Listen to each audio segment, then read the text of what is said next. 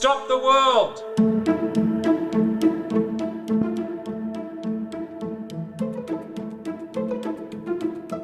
Welcome to Stop the World. I'm Olivia Nelson. And I'm David Wroe. Papua New Guinea's Defence Minister, Dr. Billy Joseph, was one of the standout newsmakers of ASPI's recent Defence Conference in Canberra, with his substantial speech about Pacific security and the Australia-PNG relationship. So we grabbed him afterwards for a quick podcast conversation. Dr. Joseph is a strong voice for the continued growth in the relationship 50 years on from PNG's independence. He talks about the theme of the conference, preparedness and resilience, and how it applies to PNG, especially with respect to its economy and those of its Pacific neighbours. He talks about the value of strategic partnerships and a PNG-Australia defence treaty as a natural progression in the relationship.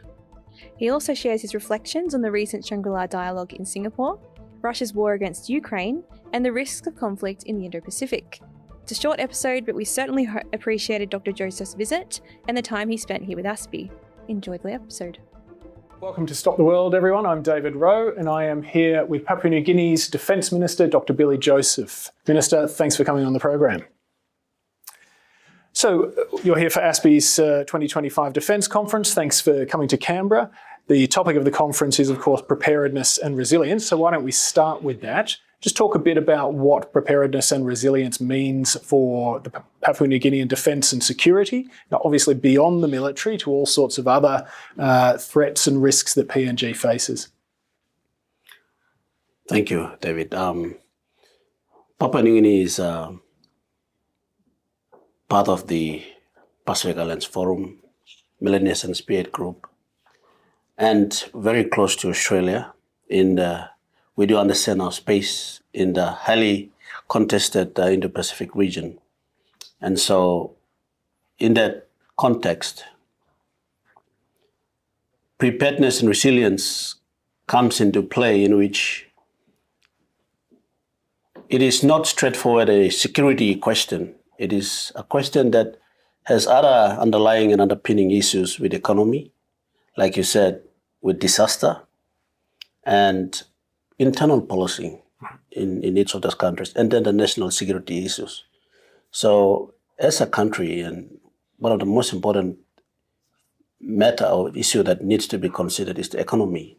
Mm-hmm. Economies of Pacific Island countries are fragile and very vulnerable to external shocks. And so when we talk about preparedness, first of all, I think we need to look at the economies of these countries. And economic resilience equals national security and regional security resilience. And how can countries like Papua New Guinea prepare for like a major conflict in the Indo-Pacific? All we can do, like what we have done in Papua New Guinea, is to build strategic partnerships. Because in terms of investing in defense or investing in resilient infrastructures, which is something that we do ourselves, but we can only achieve more when we build that strategic relationships. And for Papua New Guinea, we have I can happily say that we have built that strategic relationship with the US. We have signed defense cooperation agreement with them. And we have existing partnership and agreement with Australia, New Zealand and Japan and others that we have, we call them the close Pacific partners. Mm. And so now we're working on the defense treaty with Australia, and that's been approved by both cabinet.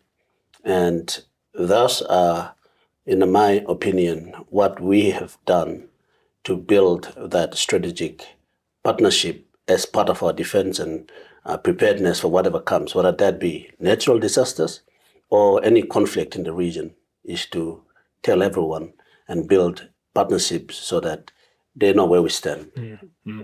I mean, economics, obviously, as you point out, economic resilience, hugely important. I mean, it's interesting to me that that Australia-PNG relationship is both a strategic partnership Correct. And an economic partnership as well. So Correct. It does have that other dimension. How is that going? How is that progressing the economic side, do you think? Is it delivering the sorts of benefits that you hoped it would deliver? And I suppose, a defence treaty is the next logical step for the two countries. I mean, how do you feel that's progressing?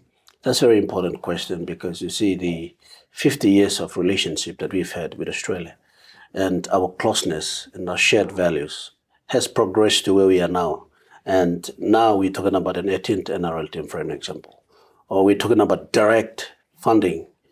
Before, it's never happened. It's in the last maybe 5 or 6 years that Australia has directly funded a budget in our country. And that has given us, expanded our economy from a 70 billion kina economy to almost up to 110 billion kina economy. So that is having a direct impact in our economy. So, and then that now sort of builds towards the defense-to-defense relationship. In our 50 years of anniversary, we have now started a conversation on that treaty, and that treaty is to basically underpin all the different levels of relationship we have had. It's a natural progression from 1975, and even going back as far as the Second World War, when Papua New Guineans fought with Australia in the ditches in Papua New Guinea to defend Australia. Papua New Guinea at that time was part of Australia. So now that we have become a sovereign state in 1975 until now, that's going to be 50 years. So we also have looked within ourselves and defined what is the relationship in our 50 years that we've had with all other countries, and how can we integrate and improve the relationship with Australia, whether that be in economy, government to government, people to people, but more so in terms of the challenging security environment that we live in, security and defense to defense relationship. Yes. Okay. So in that, in the broader security relationship, how important have regional security initiatives like the Pacific Policing Initiative and the Pacific Response Group, how important have those been for PNG preparedness? Out of the 16 Pacific Island countries, there's only 3, excluding Australia and New Zealand, that have defense forces. Tonga, Fiji, and Papua New Guinea. The others are all policing states. So the Pacific policing strategy is very important, because now it is inclusive of all the Pacific Island countries. The South Pacific Defense Ministers meeting also only comprises of defense states. That's the 5, including Australia, New Zealand, Fiji, Papua New Guinea, Tonga, Chile, France, because of the overseas territories in the Pacific. So that kind of relationship at different levels, it is more encompassing. It involves everybody in the Pacific region. And that, like Australia used to say, we want to be the partner of choice. And so they're not just talking, they're actually going down, dealing with those people. Most of those countries in the Pacific have internal security matters. And that also has an economic impact, because dealing with internal security matters costs money. And so for Australia to come and help us build resilience, infrastructure, and start strategy to deal with those security matters, both internally and externally, it goes a long way for all those Pacific Island countries to see that Australia is genuine in what they're doing in the Pacific. Okay. Zooming out for a moment, you've just come from the Shangri-La Dialogue, major regional security and defence gathering. What were your key takeaways from Shangri-La? I mean, Pete Hegseth from the US gave a significant speech. I mean, very strong on China, obviously, but also very strong on US commitment to the Indo-Pacific region. I think, commitment to partners and allies, which I think was probably welcomed by many. I believe China's representation was considerably downgraded on previous years. I mean, plenty of other things going on, lots of other countries involved. What were the sort of key takeaways for you? Well, firstly, it was my first time to attend Shangri-La Dialogue. But the important takeaways that I have observed, and I've also been informed, is that it was for the first time the highest contingent from European countries that have attended the Shangri-La Dialogue. And because mostly I think they were interested to hear what the US position was. And there's been a lot of talks as to what the new Trump administration foreign policy was. And so their conversation and their position in most of the statements they have made, the take-home message was that what's happening in Europe is not an isolated incident. In fact, they clearly stated that there is boots on the ground from North Korea in Russia fighting in the European conflict. There are weapons being used and support being given from the Indo-Pacific region to the European conflict. And the players in the Indo-Pacific region are closely observing what's happening in the Russia-Ukraine war and what the outcome, even if there is a negotiation, then how that negotiation is going to shape and what will be the outcome. Because the same playbook in the European theater can also be copy-pasted and implemented in the Indo-Pacific theater. So that was basically what the Europeans were saying. And so from the American side, it was a very strong statement from Secretary Hexet. And his statement was, I think, has many components. And the first one was to the American people that the administration will do everything they can to protect the homeland. Yep. And the second statement was for Europe to increase the defense spending and look after themselves so that America will then focus in the Indo-Pacific. So their reassurance to the Indo-Pacific was that when they say that America first does not mean America alone. And that was an important statement because that means that they want to work with all the partners in the Indo-Pacific especially. And they mentioned Australia a couple of times and other countries in the Indo-Pacific region who are close allies of the US. And so that's a good thing. And so peace through strength, position of strength. That is the message that they've sent in the Indo-Pacific. They did also say that in his speech, they do not seek any conflict with China. And they said they respected the strong history and tradition of the Chinese people.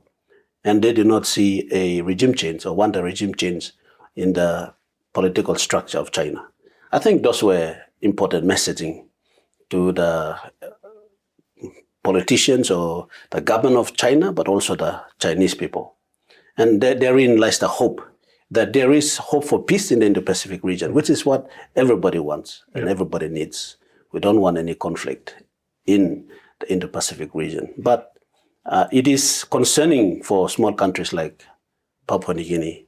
When you see and look at the history books, the war started in Europe in 1939. And then the aggressors came also out of the Indo-Pacific region in Japan. And when they started invading the neighbours and then they bombed the Pearl Harbor in 1941, the United States joined the war and there was a full-fledged Second World War. And that war ended up in my country because they were on their way to Australia and they have to come through Papua New Guinea because of a strategic geological location, geographic location. And so we can see that maybe the whole rule book of that time is playing out now, and small countries like ours are very concerned. All we want is for there to be peace in the region, peace in the world. But if conflict does come, it is up to every sovereign countries like ours and with our partners to get ready. We do not seek conflict, but if it comes, then we have to be ready.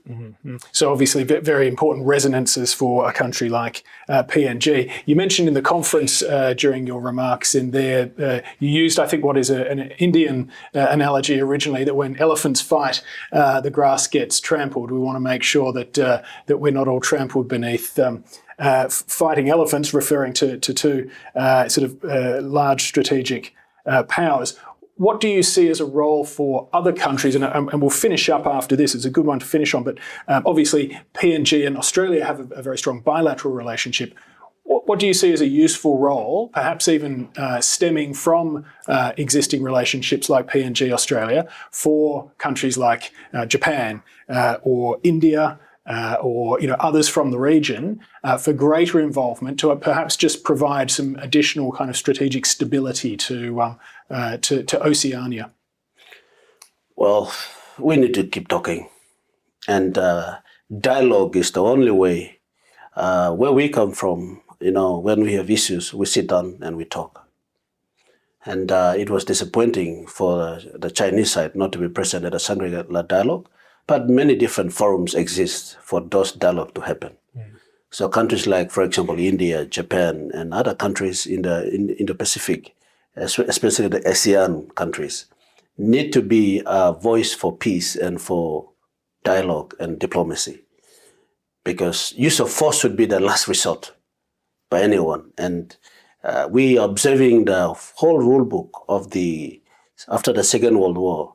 The international rules-based order was set to prevent another conflict. And what is concerning right now is that those rules are now being rewritten. Countries like Germany and Japan now can spend unlimited funds on defense and security. That has been prohibited in the past. So when those rule books are being rewritten, it is up to everybody to talk and have dialogue. Bring countries like US and Russia and Ukraine and China and North Korea. Now, there needs to be more dialogue. And when we are talking, people have to listen. There is no point in just talking. Like small countries like ours, we can only talk through our regional architecture, like Pacific Islands Forum or South Pacific Defense Ministers Meeting, Shangri-La Dialogue. So when we talk, at least people must listen. That we may be small, but we are human beings. We also represent sovereign states, and we do have a voice. Yep. And whatever they do will also affect us too. Yep, absolutely. All countries have a voice, and might does not equal right. Minister Joseph, thank you so much for your time. Really appreciate it. Cheers.